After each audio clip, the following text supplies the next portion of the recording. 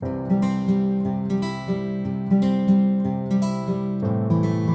everyone, welcome back. It's Melanie, She Shed Scrapper. So today I have a special guest with me again, my youngest, Eli. I was out in the she shed and he asked if he could help, and I had this idea for some mixed media, so I figured I would let him help me with that. I am going to be using the Simply the Best collection from Pinkfresh Studio for this layout. It's a one-page layout. So right here I am using my paprika ink from Close to My Heart to use this. I think it's an Echo Park stencil. In the corners, I kind of knew I wanted a diagonal design, and so I had them just kind of blend the corners, I guess. And then I decided I kind of wanted, just in case my pictures didn't cover the middle all the way, I wanted to kind of do it all the way across, but my plan is to have the pictures in the middle. So then I let him decide here too, if he wanted to keep the iridescent glaze kind of just silver shimmery like that, or if he wanted to use a Vicki Boutin crayon. Nope, it's maybe Tim Holtz crayon, the distress crayons, I think.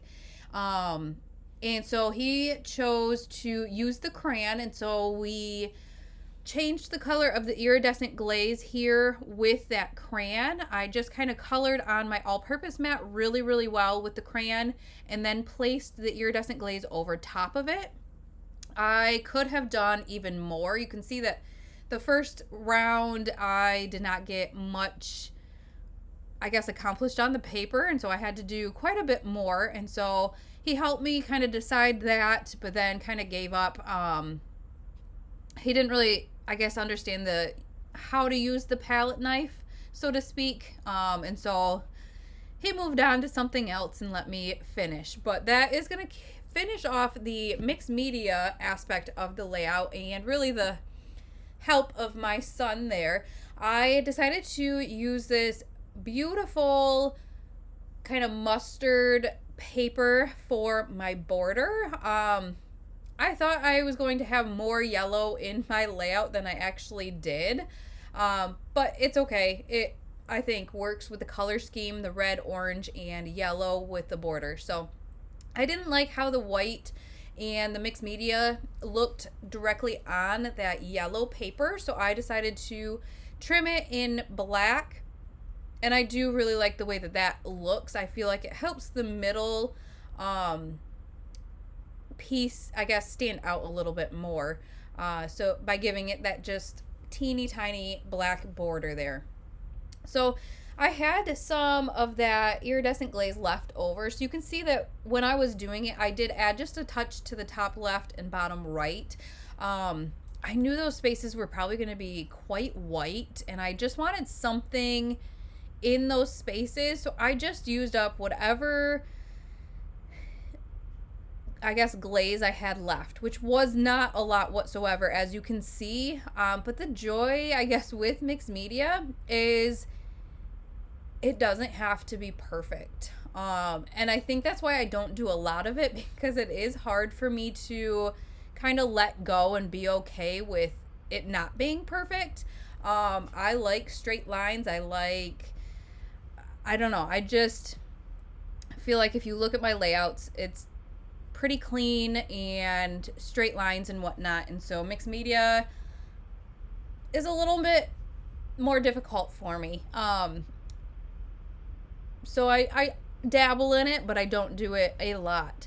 So the paper that you can see on the left is the back of the yellow paper I used. I did end up buying 2 of them when I bought the collection, because the back side is all tags, and I love tags. So I had just a little bit of time in the she shed, and so I decided to kind of prep this layout by cutting all the tags out. And you can see here, so what I'm doing, I did not need to use that whole tag, and so what I did is cut it and then used the, I guess, the tag part, the angled part, as a template for the cut part I cut off. Hopefully that makes sense, so that I can use it on a future layout and have the exact angles of the rest of the tags. So I'm going to do it with the silver one here too, or maybe I already did. But just another way to kind of stretch your supplies. If it's going to be hidden and you know that you can use it on a future layout, then trim it down and kind of make your own tag. And that's what I ended up doing. So I did end up buying the frames as well. So I knew I was going to be using the tags and the frames to fill in my spaces here. There is another paper that is kind of all cut aparts. And so that is what you see, that high five and then that other little red piece. And then if you look in the top right corner of the entire screen, there's imperfect and awesome and another gray one up there. Those are all from that cut apart sheet as well. So I went ahead and cut those, which I love that those two papers alone gave me so many more embellishments for this collection because I didn't buy the ephemera. I bought these puffy stickers here, the frames and the paper, but no ephemera. So it just really helped kind of stretch what I had and what I bought. So you can see that I kind of used those cut aparts with the frames. I don't know what's going on with the camera. I am sorry with the little scragglies, if you guys can see that. Not sure what's going on.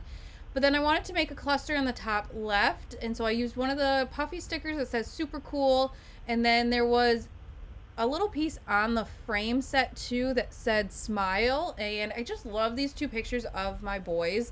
I'm starting to get into kind of quarantine of 2020 with photos, and this is just messy, silly boys, and just, I don't know, I love their smile and their relationship. These pictures just capture that relationship so well.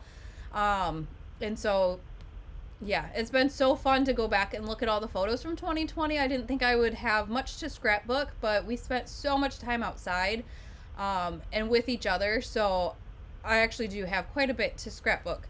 I did end up going into my stash and the Pinkfresh Super Cool collection, which is a total boy collection.